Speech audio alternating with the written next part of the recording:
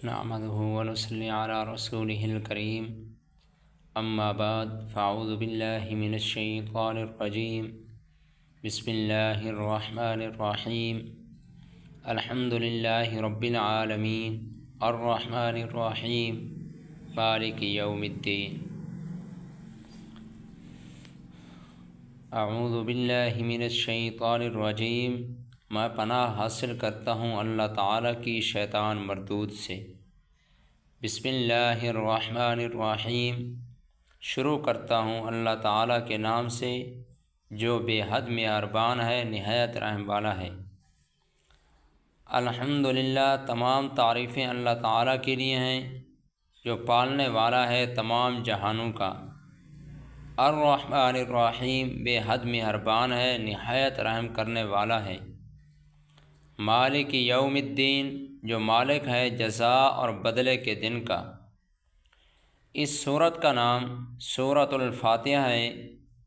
فتح کا معنی کھولنا بھی ہے، چونکہ یہ سورت قرآن کریم کو کھولنے والی ہے۔ اس سے قرآن کریم کی ابتدا ہوتی ہے، اس لیے اس کو فاتحہ کہتے ہیں۔ جس طرح کسی شے کا عنوان ہوتا ہے، یہ سورت قرآن کریم کا عنوان ہے۔ اور اس کا نام سوال بھی ہے کہ اس میں سوال کرنے کا طریقہ سمجھایا گیا ہے کہ کسی سے اللہ تعالیٰ سے کوئی چیز مانگنی ہے تو کس انداز سے، کس طریقے سے اللہ تعالیٰ سے مانگنی چاہیے، وہ اس سورت کے اندر سکھایا گیا ہے۔ کسی سے سوال کرنے اور مانگنے کا طریقہ یہ ہے کہ سائل جس سے مانگتا ہے پہلے اس کی تعریف کرتا ہے کہ تم بڑے ہمدرد ہو، خیر خواہ ہو، سخی ہو۔ پھر اس کے بعد اپنا تعلق بتاتا ہے کہ میں تمہارا شہردار یا محلے دار ہوں اور تمہارے زیر سایہ ہوں۔ پھر اس کے بعد سائل اپنا سوال بھی اس نے بتا دیا، اپنا سوال سے پہلے اس کی تعریف بھی کر دی، اپنا تعلق بھی بتا دیا، پھر اپنی کمزوری اور عاجزی کا اظہار کرتا ہے، اور پھر اس کے بعد اپنا سوال پیش کرتا ہے کہ یہ میری ضرورت ہے جو تمہارے سے مانگنے آیا ہوں۔ اسی صورت میں پہلے اللہ تعالیٰ کی تعریف ہے، الحمدللہ رب العالمین الرحمن الرحیم مالک یوم الدین۔ تمام تعریفیں اللہ تعالیٰ کے لیے ہیں جو پالنے والا ہے تمام جہانوں کا، بے حد مہربان ہے، نہایت رحم کرنے والا ہے، جو مالک ہے جزا اور بدلے کے دن کا۔ یہ تو ہو گئی اللہ رب العزت کی تعریف۔ پھر اپنا تعلق بتایا کہ ہمارا تیرے ساتھ کیا تعلق ہے۔ فرمایا کہ ایاک نعبد و ایاک نستعین، ہم خاص تیری ہی عبادت کرتے ہیں اور خاص تجھ ہی سے مدد طلب کرتے ہیں۔ پھر اس کے بعد آگے سائل نے اپنا سوال ظاہر کیا کہ میرا سوال، میری استدعا یہ ہے، اہدنا الصراط المستقیم، چلا ہم کو سیدھے راستے پر۔ یہ تو ہو گئی اس سورت کی وجہ تسمیہ کہ اس سورت کو، سورت کا نام سورت سوال ہے۔ اس کو سوال کیوں کہتے ہیں، وہ سارا کچھ ہو گیا کہ اس کے اندر سوال کا طریقہ بتلایا گیا ہے کہ کسی سے مانگا جائے تو کس انداز سے مانگا جاتا ہے کہ سب سے پہلے اس کی تعریف کی جاتی ہے، پھر اس کے ساتھ اپنا تعلق یہ بتایا جاتا ہے، پھر اس کے بعد سوال کیا جاتا ہے، پھر اس کے بعد جو ہے اپنی کمزوری اور اپنی جو ضرورت ہوتی ہے وہ ظاہر کرتا ہے، پھر اس کے بعد سوال۔ اب اس سورت کا دوسرا نام سورۃ الشافیہ ہے، یعنی شفا دینے والی۔ حقیقتاً تو شفا دینے والی ذات اللہ رب العزت کی ذات ہے، مگر اس میں اللہ تعالیٰ نے برکت رکھی ہے جس کی وجہ سے روحانی اور جسمانی بیماریوں سے شفا ملتی ہے۔ بخاری شریف صفحہ نمبر 304 میں روایت آتی ہے کہ آقا صلی اللہ علیہ وسلم نے ایک محاذ پر صحابہ کرام رضوان اللہ تعالی علیہم اجمعین کی ایک جماعت کو روانہ فرمایا۔ کامیابی کے بعد جب واپس ہوئے، رات ایک چھوٹے سے قصبے میں ہوئی۔ وہاں رات گزارنے کا ارادہ کیا، لیکن وہاں کے لوگوں نے ان کی مہمانی سے انکار کیا کہ ہم صحابیوں کو یہاں نہیں رہنے دیں گے۔ جس طرح آج کل اہل حق کو وہابی کہتے ہیں، اس وقت اہل حق کو صحابی کہتے تھے۔ کہنے لگے کہ ہم نے صحابیوں کو یہاں نہیں رہنے دینا۔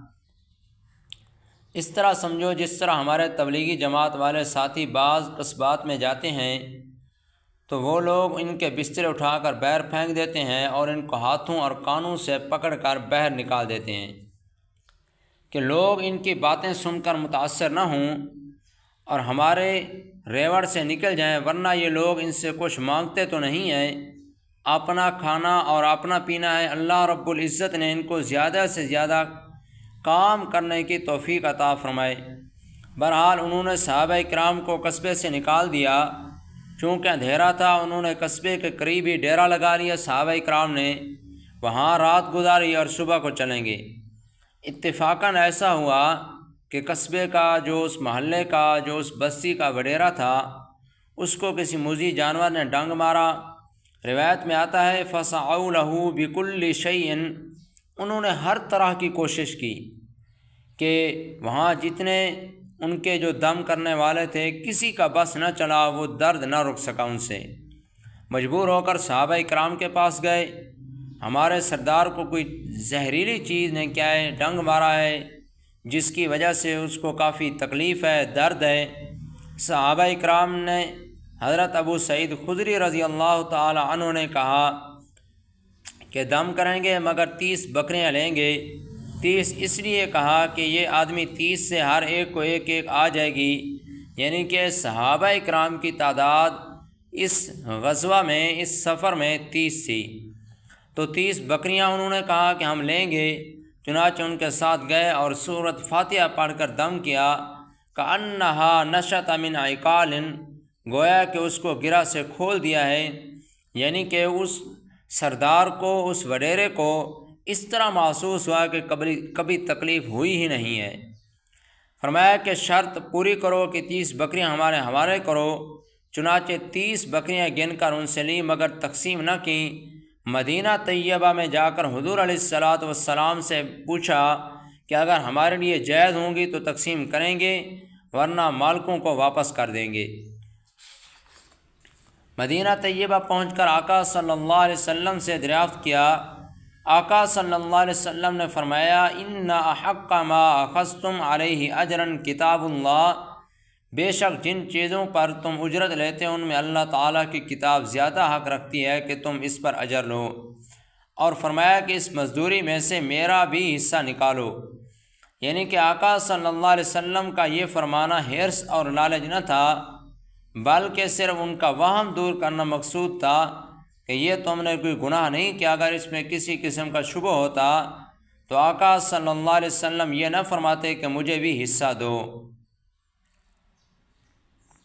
شاہ عبدالعزیز محدث دہلوی رحمۃ اللہ علیہ فرماتے ہیں رحمان اسے کہتے ہیں جو بغیر مانگے اور سوال کرنے کے دے، یعنی کہ اللہ تعالیٰ سے بہت ساری ہمارے اوپر احسانات اور نعمتیں ایسی ہیں کہ یہ غلط نہ ہوگا کہ ساری نعمتیں ایسی ہیں جو اللہ تعالیٰ نے ہمیں بغیر مانگے عطا کی ہیں، اور رحیم اسے کہتے ہیں جو مانگنے پر اور سوال کرنے کے بعد دے، یعنی کہ رب تعالیٰ رحمان ہے کہ ہمیں جو کچھ ملا ہے، وجود ملا ہے، کان ملے ہیں، آنکھیں ملی ہیں، دل دماغ ملا ہے، زبان ملی، یہ سب کچھ اس نے بغیر مانگنے کے دیا ہے۔